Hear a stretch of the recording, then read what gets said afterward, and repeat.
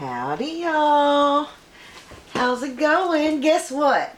I got tagged with a questionnaire. I love questionnaires. And my friend Voon from her channel, Voon Child, tagged me with 10 questions. So here I am to answer my 10 questions. So the first one is, what time do you normally go to bed? I normally go to bed about 3 a.m. I am a night owl and I stay up very late, and I usually sleep till about 10 a.m. So I sleep the morning away instead of the night. And I've been doing that ever since if my work schedule permits. I've done that all my life. I like to work swing shift so that I could sleep like that, and whenever my lifestyle would permit me to sleep like that, that's my preferred sleeping schedule. Sleeping from about 3 a.m. till 10 a.m. It's good for me. If you could choose, this is number 2, if you could choose to close one fast food chain, which would you pick? Now this is an odd question for me because in reality, if I really was able to close a chain of fast food restaurants, I probably wouldn't do it, because they employ so many people, and because I know so many people that have worked in food service and supported themselves and their families, and I just really honestly wouldn't close down any business that employed a lot of people. But since this is a hypothetical question, I want to answer it, and I thought about this just a little bit. The rest of these are real spontaneous answers, but I had to think about a fast food chain that I would want to close, and I'm gonna have to go with McDonald's. And the reason is, it's not really because of the food, although the food is bad for you. All fast food is bad for us. I didn't even realize how actually bad for us it was until like the last 10 years. But the reason why I would choose McDonald's is because they target children with their marketing. I remember being a kid and being targeted by McDonald's by their marketing, because I wanted to go there. I wanted to get a Happy Meal. I wanted to get the little toy like everybody else did. A lot of times there would be several toys and you could collect them. And, you know, all the cool kids had their McDonald's toys, you know. And cool kids would have McDonald's birthday parties, and, you know, it was the place. And if you were a kid, you wanted to go to McDonald's. And I remember there being like my favorite spot was like this big fake tree that had apple pies on it and apples, and you could sit on part of the tree, and it had like a face with a big nose on it and stuff.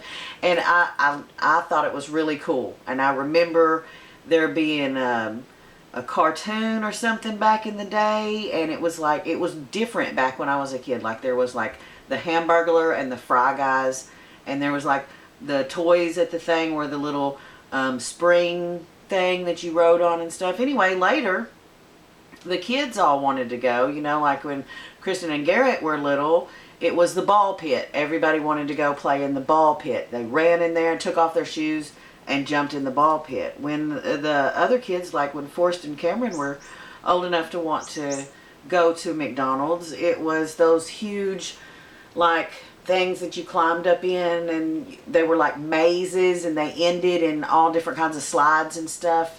They always had the indoor stuff. Anyway, it seems like they market to kids. They've done it for years, maybe not so much in the last few years, or maybe I just don't notice because I don't have kids around me all the time now being like, let's go to McDonald's. But I don't like that. I don't like when my kids want something and I have to get it for them because they've been marketed to. I just don't like that. So that's why I pick them to be the one I'd close, is because I think they indoctrinate our young into wanting to be at the fast food restaurant, thinking it's cool, thinking it's the place to be, and that the food is preferable over other foods. And I just think they start young, and they're getting our entire country to eat McDonald's, and we shouldn't.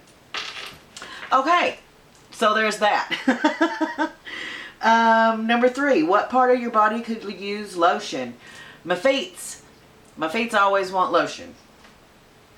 I run around barefooted, and so I always have dry feet, and they always want lotion. Okay, number 4. When things break, do you prefer to fix them or replace them?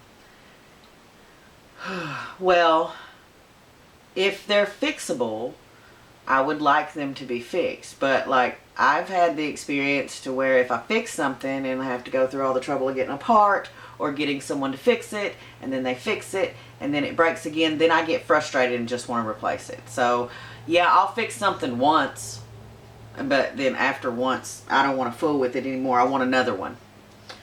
And I think a lot of stuff breaks. I think a lot of stuff is like,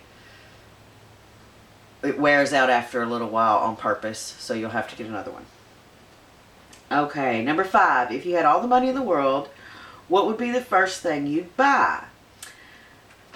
Well, you know, I would like to help my friends, and I would like to donate to charity, and I'd like to set up people doing stuff that, you know, get so-and-so a house all set up and so-and-so a car. But after that kind of personal stuff was done, I think I would really want to invest in real estate. I would want to buy some land and build some housing, some low-cost rental housing. I think we need that, and I would like to make that available to people. So yeah, I would want to put in some rental properties. Okay, number 6. Would you rather keep your current sleep schedule or hibernate for 3 months and have the other 9 months of 24/7 alertness without being tired? Personally, I would rather keep my current sleep schedule. I love to sleep. I have always liked to sleep. When it's time to go to bed, I'm like, I get to go to bed, and I lay down and snuggle down. I don't have trouble falling asleep, even though I drink coffee all the time. But yeah, I'd keep my sleep. I wouldn't want to stay up for 3 months, or I mean for 9 months. I wouldn't want to miss everything for 3 months, and then I wouldn't want to be awake for 9 months, because I enjoy sleeping. Okay, number 7. Have you ever cried at a movie? Yes, I have cried at a movie or two. The first movie I ever cried at, I was a kid, and my sister and I went to go see E.T., and she was like 5 years older than me. I think she was 13 or 14, and I was like 8. Anyway, we went when E.T. and Elliot were all like sick and in the hospital, and it was so sad and horrible, and I ran to the bathroom and cried my eyes out. I couldn't take it. So that was the first time I ever cried at a movie. But the movie that I cried the most about and continue to cry over and will still cry over today is Steel Magnolias. If you watch Steel Magnolias and you don't cry, you're heartless. You must not have a soul if you don't cry at that movie. That is the most sad, wonderful, awesome, sad movie ever. Also, the scene in Terms of Endearment where Shirley MacLaine is going to get her daughter her medicine. Her daughter's in the hospital, and it is time for her pain shot, and she goes to the nurse's station and she's demanding it. I cried like a baby. I so could relate to that scene, and just, ooh, yeah. So yeah, I've cried at a movie. Number 8, is never returning something you borrowed considered stealing?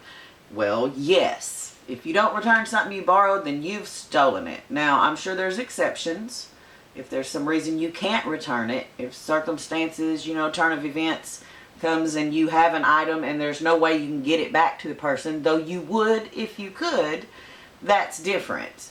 But if you borrow something and you can return it but you don't, yeah, you done stole that. Yeah, you stole it. Number 9, would you rather have a clogged nose or a piece of green food always stuck in your teeth? So I'm assuming this means either always a clogged nose or always a piece of something in your teeth. I don't know. Those are both terrible. Ugh. Oh my God. I don't know. It would drive me crazy. Both of those would drive me crazy. I don't know. I'm going to go with clogged nose. because I can't stand to have something stuck in my tooth. But I can't stand, oh, that's terrible. I'm going to go with clogged nose, but I think they're both equally terrible. And number 10, the final question is, what is something you learned in the last week? Okay, well, something I learned in the last week was I love my new clothesline.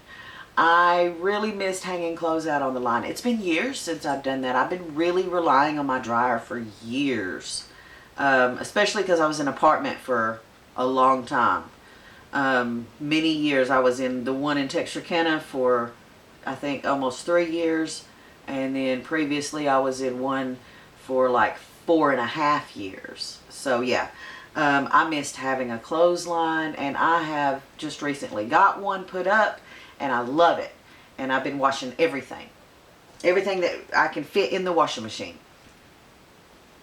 Throw pillows, plush toys, curtains, everything. And I've just been drying it all outside, and it's great. Whenever it quits raining, I am all about my clothesline.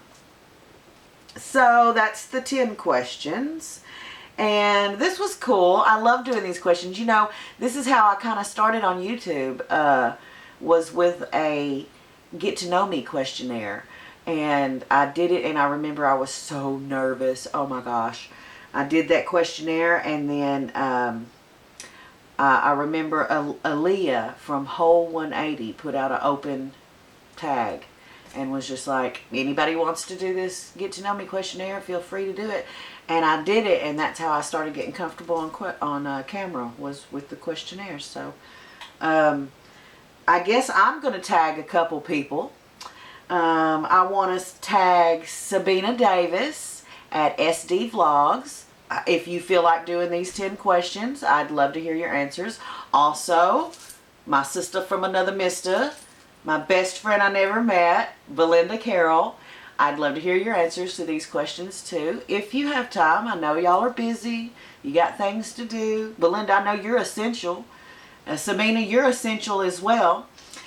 So if you have time, I'd love to hear your questions. Also, I think I'm going to tag Latrice at Pink Motivation and her friend Tanya at The Real, Lady Tanya from The Real. I'd love to hear you ladies' answers to these 10 questions. So also, open tag. If you're watching this and you want to answer these questions, I would love to hear from you. And, you know, so tag, you're it.